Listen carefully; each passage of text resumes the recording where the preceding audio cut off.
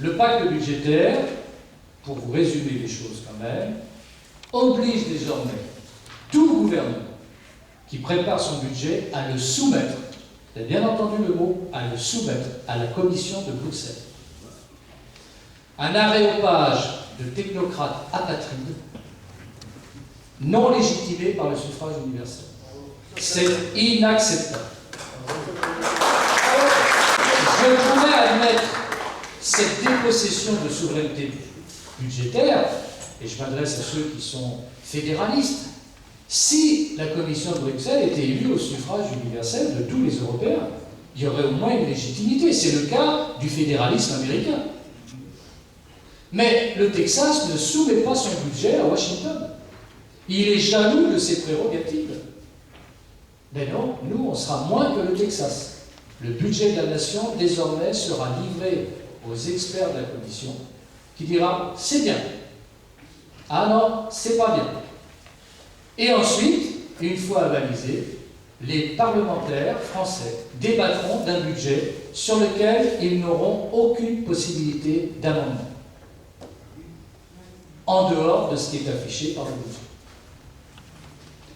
Je n'ai pas d'exemple d'abaissement du rôle de Parlement dans l'histoire de notre pays que le 10 juillet 40, quand les parlementaires, majoritairement de gauche d'ailleurs, ont remis les pleins pouvoirs au maréchal Pétain. Ce jour-là, ils se sont sabordés. C'était même pas dans la Constitution, d'ailleurs, les pleins pouvoirs n'existaient pas sous la Troisième République. Ils ont remis un truc qui n'existait pas. Ça, c'était fort, hein, avec des parlementaires pour faire ce genre de conneries.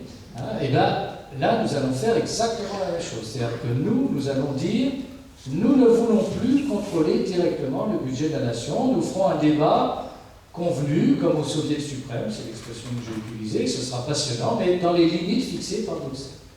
Ça, c'est une soumission. Et ça veut dire que de toute manière, demain, pourquoi voulez-vous voter pour la droite ou la gauche, puisque ça sera exactement la même chose. C'est Bruxelles qui décidera du budget de la nation. Bon. Alors évidemment, à l'intérieur, on pourra dire qu'il faut plus d'impôts sur les uns, moins d'impôts sur les autres, mais quand même, dans le principe.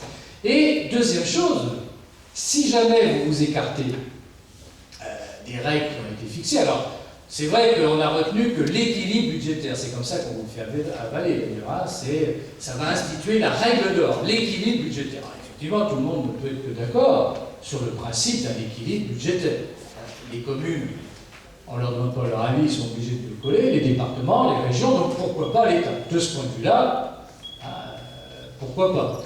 Mais désormais, vous avez sanction, c'est-à-dire que quand l'État, pour une raison qui peut être exceptionnelle, ou pour une situation particulière qui sera hors des clous, la Commission de Bruxelles, le Conseil européen, pourront traduire cet État devant la Cour de justice européenne qui condamnera l'État à payer 0,1% du PIB de la nation.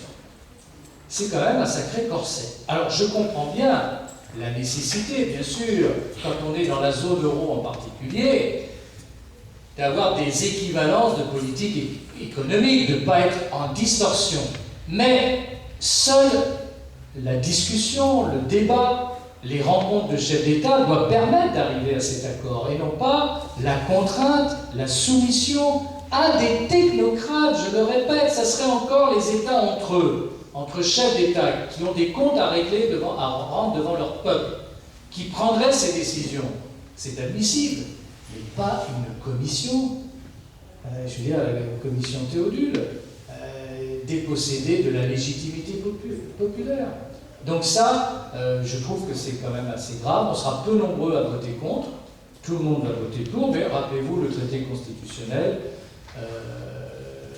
avait été voté à 90% à l'Assemblée nationale et au Sénat, pendant que le peuple français disait non à 55%. Je ne crois absolument pas les parlementaires compétents, représentatifs de l'opinion. Je pense qu'une fois élu, le parlementaire est pris en main par le parti, par des intérêts. D'abord, son intérêt de se faire élire, donc d'avoir toujours le label, donc de se faire bien voir du parti, surtout s'il espère un titre, un poste, une présidence, un machin. Donc il ne peut pas déplaire à son parti.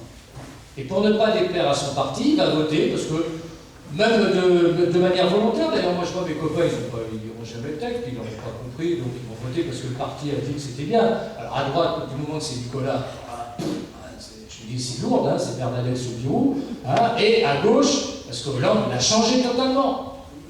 Enfin, donc, moi je ne suis pas dans cette servilité, d'ailleurs c'est pour ça que j'ai aucun poste, je ne le demande même pas, hein, parce que je suis tranquille, ah, mais au moins je suis libre. Et puis je suis libre de vous dire ce que j'en pense. Donc je ne le voterai pas. Et je vais faire un peu d'agitation là-dessus parce que je veux prendre date sur la suite. Est-ce que ça servira à quelque chose? Vous savez, après, les textes, qui sont ce que la réalité économique